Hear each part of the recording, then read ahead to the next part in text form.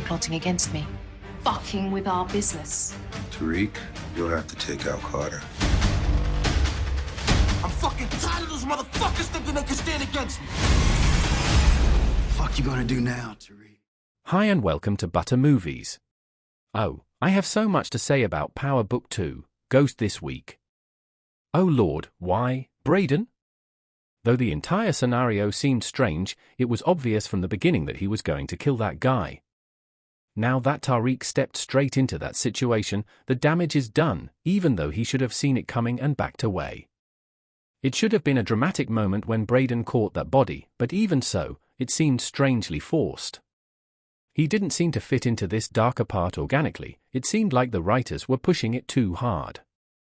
And then, to make things worse, he actually confides in his girlfriend about the murder, as if she's going to be happy or proud of him for it. What kind of writing was that? It was such a bizarre choice that completely undermined the intensity of the moment. Instead of Braden showing growth or evolution, his decisions just seemed nonsensical, and the writing didn't help clarify his character's arc. Meanwhile, Noma and Carter teaming up was a surprise, but one that feels temporary and destined for disaster. We already know Kane will end up siding with his family over Noma, and it's just a matter of time before Carter gets taken out. What frustrates me here is that it seems like the show is setting up a predictable Kane sides with families moment, which means Tariq and Monet will be forced to work together again. While their alliance has been essential to the plot, I can't help but feel disappointed. Tariq's ambition to be at the top of the game feels sidelined by the constant entanglement with the Tehodders. A full-blown war between Tariq and the Tehodder family would have been far more exciting and offered higher stakes for the season's arc. Kane continues to be a strange character, especially when it comes to his relationships with women. Has this man ever had a healthy dynamic with any female character? He barely interacts with his sister anymore, and his fling with Effie is just awkward. The only reason he got involved with her was because she used to be with Tariq, but now that Tariq doesn't care about her, the entire relationship seems pointless. It's clear this won't work out, and it feels like filler more than a legitimate plot thread. Oh, and let's not forget the random appearance by Jose's mom, which honestly served no real purpose. She should have been introduced last season, as her sudden presence now feels out of place. I understand they didn't know this would be the final season when they filmed it, but still, there's a lot of wasted potential in a character who could have added depth or tied loose ends. Instead, it just felt like a last-minute addition that didn't enhance the narrative. Ultimately, this episode suffers from rushed pacing and missed opportunities. Noma and Carter's alliance, while unexpected, doesn't seem like it'll go anywhere meaningful because Noma is clearly the main villain. Carter will have to deal with her eventually, and that dynamic could have been explored further. It's hard not to wish for one more season to let these stories breathe because there's still so much happening that it feels impossible for everything to wrap up neatly. There's a sense that Power Book 2, Ghost is trying to cram in too much before the end, and it's starting to show.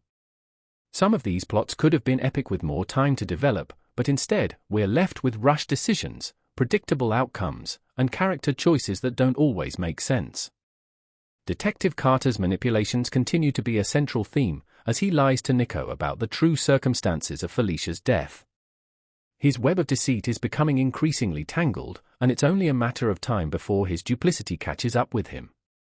Carter's actions highlight the show's exploration of power dynamics and the lengths individuals will go to maintain control. As Monet and Tariq attempt to leverage Noma against Carter, they find themselves in a precarious position. Their alliance, born out of necessity, is fragile at best, and the tension between them is palpable. The episode does a masterful job of portraying the complexity of their relationship, as they are forced to work together despite their history of animosity. Noma's decision to flash her engagement ring at Monet is a moment of pure television gold, perfectly capturing the show's ability to blend high drama with moments of dark humor. It's a testament to the strength of the show's writing and the talents of the actors that such a scene can be both hilarious and deeply unsettling. The episode also delves deeper into the character of Drew, who has been on a rollercoaster ride of his own this season. His actions, while often misguided, show a level of initiative and cunning that is intriguing to watch unfold. Drew's arc this season has been one of the most compelling, as he struggles to find his place in a world that often seems to have no use for him.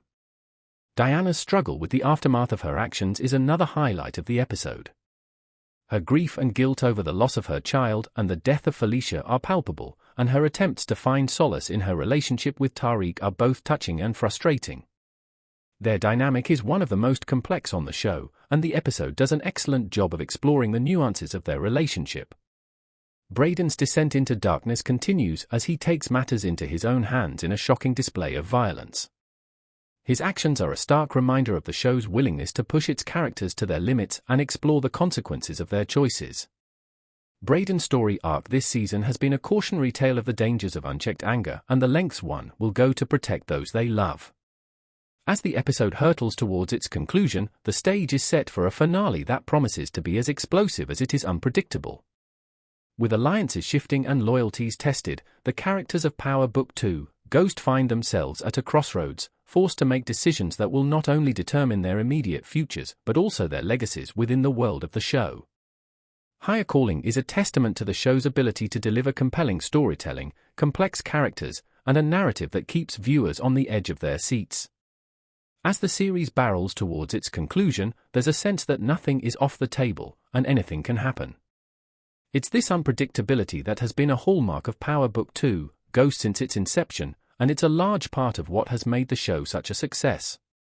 With only one episode left, fans are left eagerly anticipating a reminder of what makes the show so engaging, even as we approach the final stretch of the series.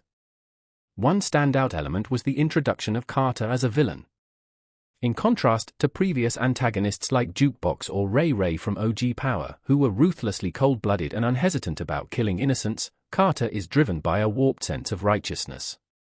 His belief in his own moral high ground makes him a particularly compelling villain, and it's a shame we didn't get to see him in this role earlier, given this is the final season of Ghost. There's so much potential in his character that feels rushed with the season's limited time. The episode did a commendable job tying together various plotlines, a feat that the show manages well. The interconnectedness of characters has been a strong point, making the story feel cohesive. While some may disagree, I appreciate how rarely the characters feel disconnected from each other. In the mid-season premiere, Tariq brutally stabs Zion, leaving him barely clinging to life before ultimately shooting him to finish the job. Meanwhile, Diana faces a terrifying ordeal of her own. After refusing to cooperate with Officer Felicia's scheme, she is violently assaulted. The situation is even more distressing because Diana is pregnant, and the attack specifically targets her stomach, heightening the danger and emotional intensity of the scene. Michael Rainey Jr. previously explained that he felt it was unrealistic for Tariq to be involved in major physical fights while attending college. However, this time, Rainey Jr. believed the situation was different, as Tariq was forced into a life-or-death situation where he had to kill Zion. He shared how this heightened the stakes and how ready he was to mentally and physically prepare for the intense scene, understanding the gravity of the moment for his character. "Well, I was just thinking, Tariq needs to do what needs to be done. You get what I mean when I say that if you got to stab up some people, then stab up some more?" Monet and Tariq's gang, excluding Ice, who was slain by Carter, have to give him 35% of their earnings and promise not to kill any people in order to avoid being arrested and facing possible jail time or even death. Tariq was first opposed to Diana's desire to keep her kid, but he eventually comes around to the notion after going on an acid trip. He must first come to an understanding with Diana because the two are at odds about Tariq's involvement in the drug trade while simultaneously becoming a father. Kane and Noma's romance continues, while Braden's own becomes the subject of a big argument between him and Tariq. Tariq learns two things when he finds Braden and tells him what happened. 1. He's using cocaine backstage, and 2. L is well informed about their company. Tariq is not pleased with either outcome.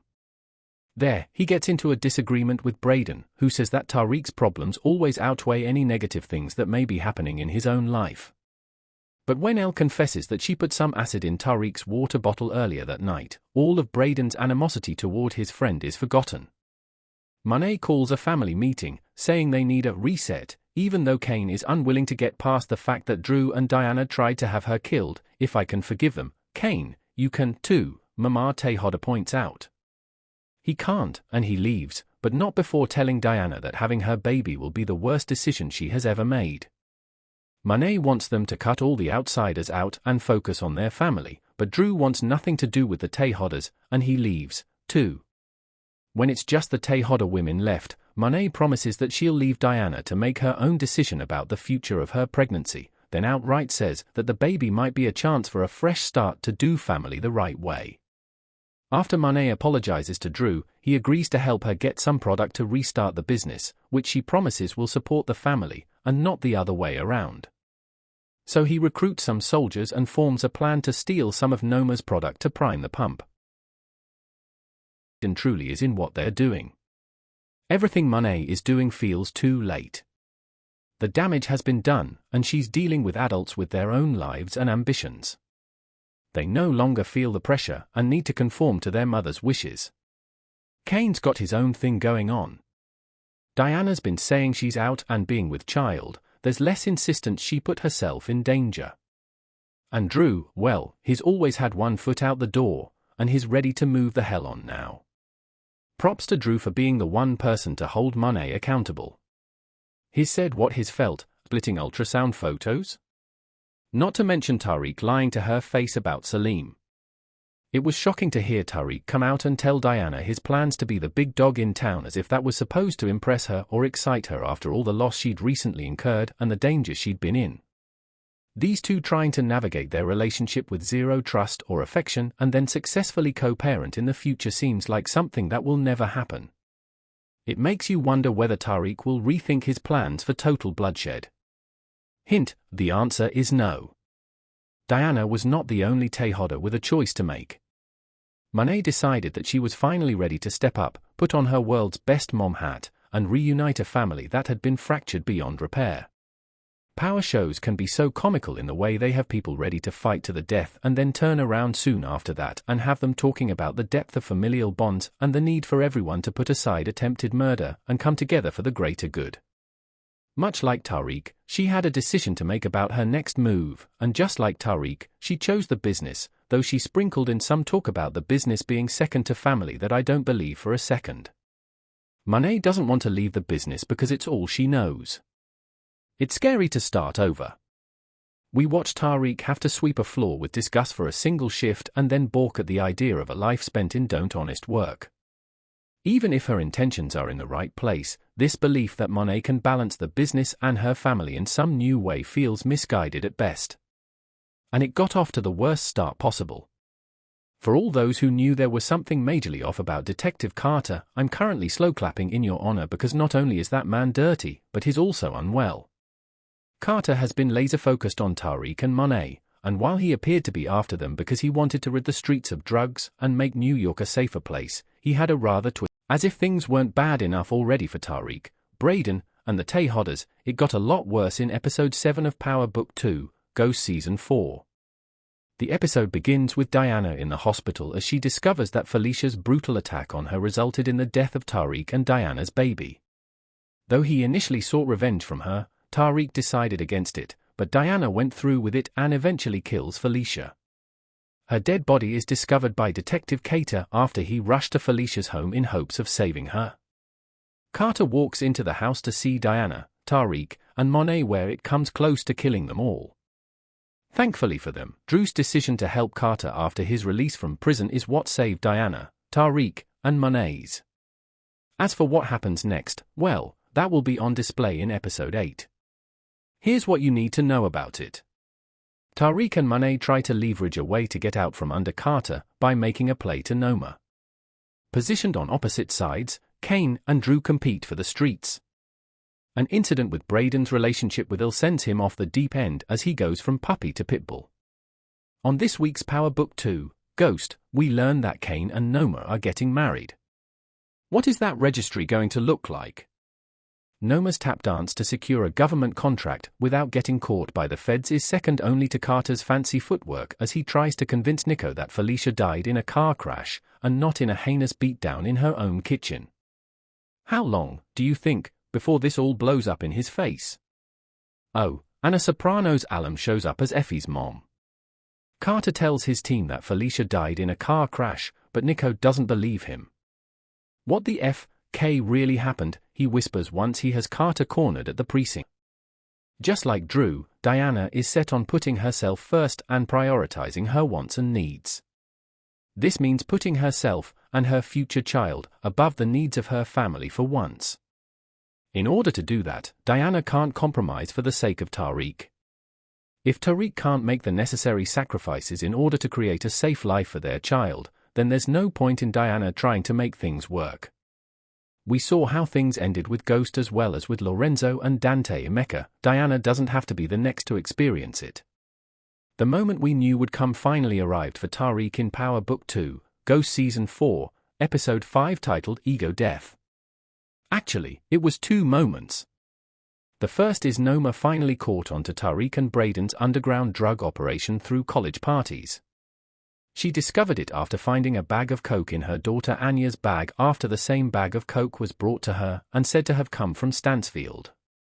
Noma walks into the next college party with Kane to see the operation live in action, and though their plan is to kill Tariq, they're forced to put a stop to it after Tariq uses Anya as a distraction. The second moment is Tariq finally accepting that he is no different from his father. After a string of events that knocked him off his path, Tariq realizes that he needs to use his dad's qualities to become an apex predator to stand at the top of the drug game and ensure the safety of himself and loved ones like Braden and his mother Tasha. Despite this realization, Tariq still doesn't fully see how similar he is to Ghost. Just like his father, Tariq is quite inconsiderate to the needs of loved ones around him, and he can't seem to prioritize their issues as he does his own. When Braden voices his issues during an argument with Tariq, they get brushed aside as Tariq tells him to take this *T on the chin like I do every day. Later on, Tariq expects Diana to be okay with him being deep in the drug game as they raise their child, as opposed to pretending to be out of it like Ghost did. In each case, Tariq put his needs and desires above Braden's and Diana's without considering Monet nearly lost 2 more children in episode 4 of Ghost as both Kane and Tariq were in pursuit of Drew and Diana, respectively, in retaliation for trying to kill Monet and set up Tasha for a death of her own. When Monet learned of Diana's pregnancy, she immediately called off Kane moments before he would have killed Drew, and she also convinced Tariq not to do the same to Diana. Now, it's time to put the family back together, but Monet wants to do it the easy way. The drug game is what tore her family apart, but now, Monet is hoping that it can bring her family back together. Realistically, that is the easy route towards rebuilding the family. Effie's mother, played by the sopranos Drea de Matteo, ambushes her on the Stansfield campus, calls her Josie, and announces that her husband has left her for some young bimbo that works at the car company. She says she's broke and is wondering if Effie can float her some money.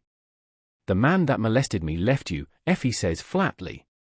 Sounds like a King you problem. Her mom continues to gush about how proud she is of Effie, but it doesn't land.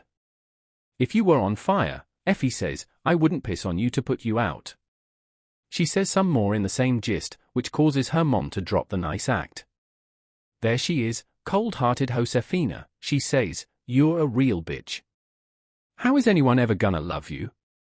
Effie delivers the fake social media history to Kane for approval, but all he wants to talk about is how she has the wrong idea about him and Noma.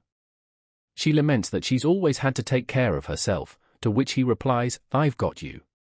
Braden moves out of Tariq's place, saying he's going to move in with Elle, because he loves her. Tariq mocks him, saying he barely knows her. They argue a bit more about what Braden's doing with their various business enterprises. I'm moving fast and smart, and T's working. Pretty soon, Jackson and Effie are summoned to Noma's, and they both are shocked to hear the big news. Our nuptials need to appear rock solid, so any dalliance between you two is now over, Noma informs Effie. Adding insult to injury, Noma instructs Effie to create a social media profile for Kane so he looks legit. Effie acts like she doesn't care. Since Noma won't help Tariq and company take down Carter, they pivot. New plan is to give Carter all of their leverage on Noma.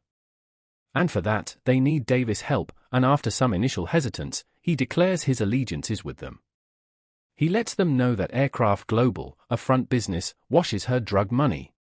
But she's under too much scrutiny in Europe, so she needs an American citizen to own the front so she can get the government contracts she wants. And a prenup will protect her assets. Davis tells them about Sterling Reynolds, who works in the Commerce Department.